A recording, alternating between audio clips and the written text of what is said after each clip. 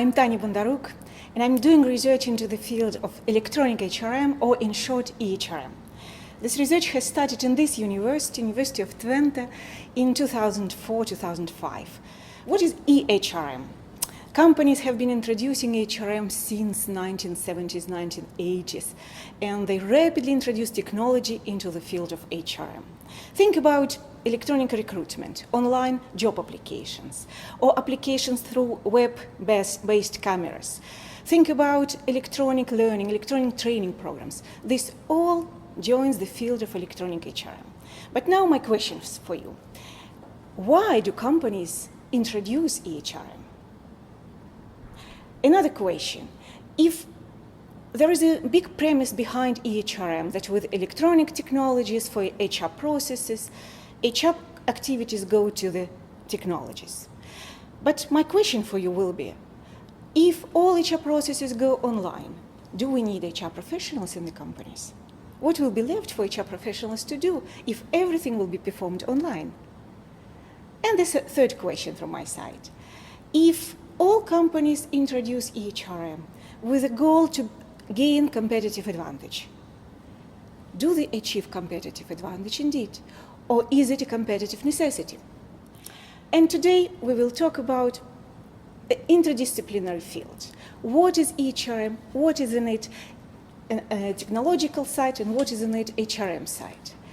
If we think about HR practices like learning, training, compensation, career development, staffing, recruitment, almost to every word or every HR activity you can add the small letter E, and then it becomes e-benefits, e-compensation, e-learning, e-training, e-recruitment, e-performance management, e-portal,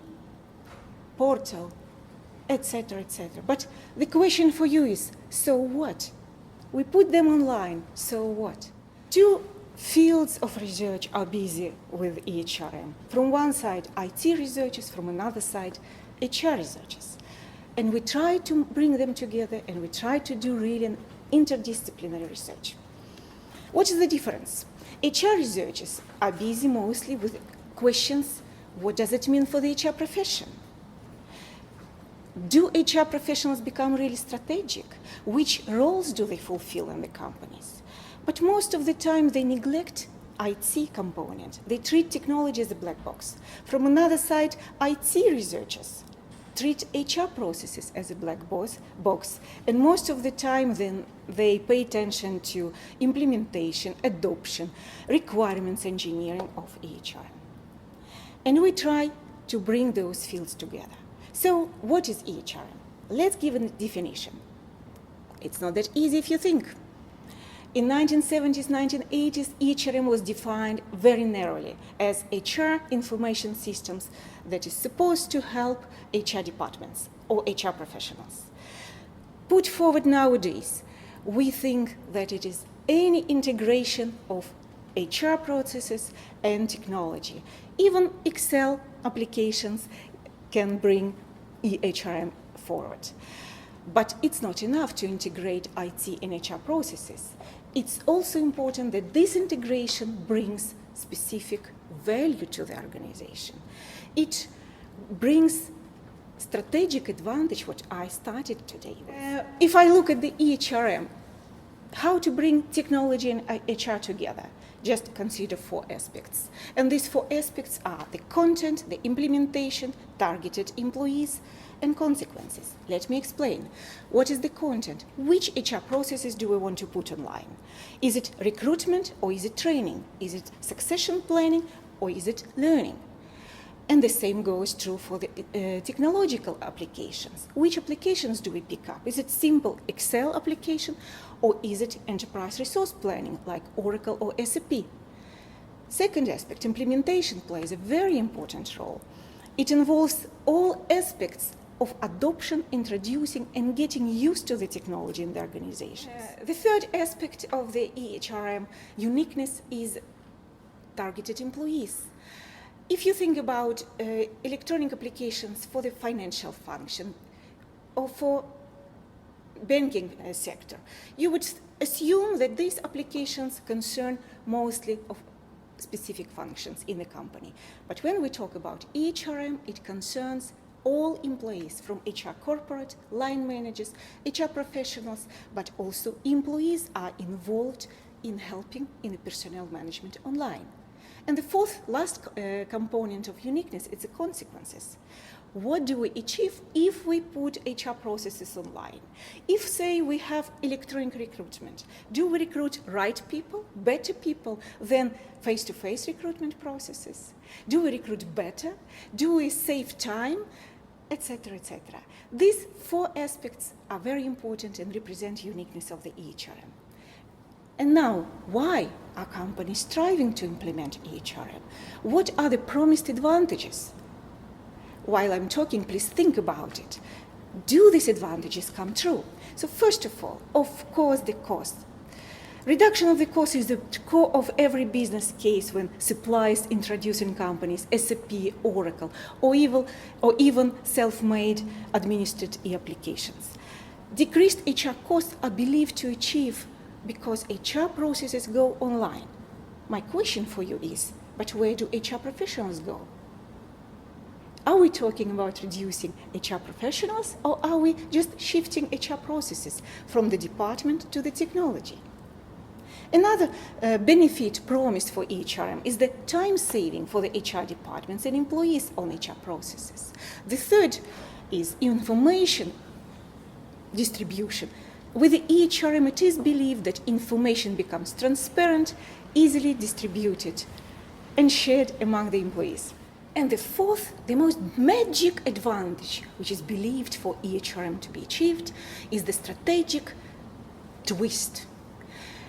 People are believed, or HR professionals are believed, with e-HRM to become strategically oriented. Imagine a person from the HR department who was busy for 35 years with the payroll administration. And now he or she hears that with e-HRM application, he or she will be busy with strategic advancements in the technology. Is it true or not? And to what extent is it true? That we will learn later. In principle, it is believed that even in a conventional HRM way, HR professionals for 60% are doing administration. In the e-HRM environment, they will be doing administration only but for 20%. Is it true? We will see. At the same time, there are disadvantages also expected behind e-HRM. Think about if a user wants to change one navigation item on the screen.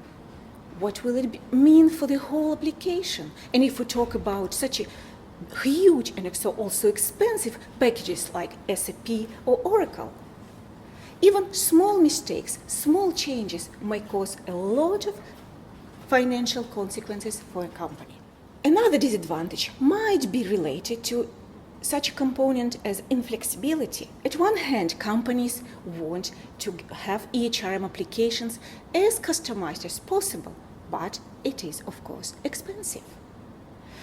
Then companies go to buy off-shelf packages like SAP or Oracle, as I mentioned before. But such packages show to be not very flexible. These are huge standard packages, and suppliers take a lot of money if a company wants to change it. If you consider e-HRM, again back to the interdisciplinary approach, what do we have in e-HRM? There are 4 approaches to study e-HRM. First, technical. Of course, if you are a computer scientist, you would be more interested to learn about infrastructure, design of the interfaces, usability aspects, architecture, requirements, etc. If you are more interested in organizational change aspects, you will be busy with such questions: how to align it with the business strategy and how to change the organizational culture.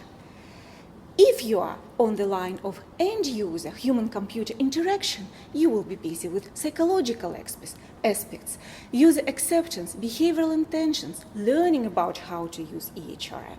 And finally, at the management level, we're talking about user involvement, user participation, job assignments, and organizational supports towards e-HRM. I have been doing research in different companies, different cultures, different countries, and recently I finalized the research in a governmental organization into Oracle implementation in one of the European countries. And this company has introduced e-HRM quite some time ago. And I went with interviews to the users of e-HRM and I asked them about the advantages. What did the company gain from the introduction of e-HRM? And what did I discover? Think back about my first questions. I didn't discover financial benefits. Or maybe I was not allowed to see the documents.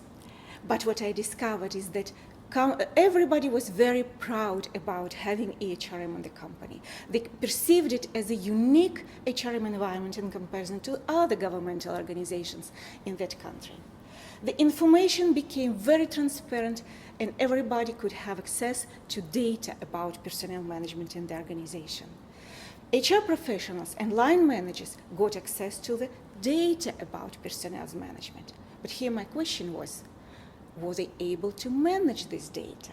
Were they able to make analysis of this data? This is the next step in doing e-HRM. Even if you have enough of e-HRM data, the next step for HR professionals will be to gain analytical skills.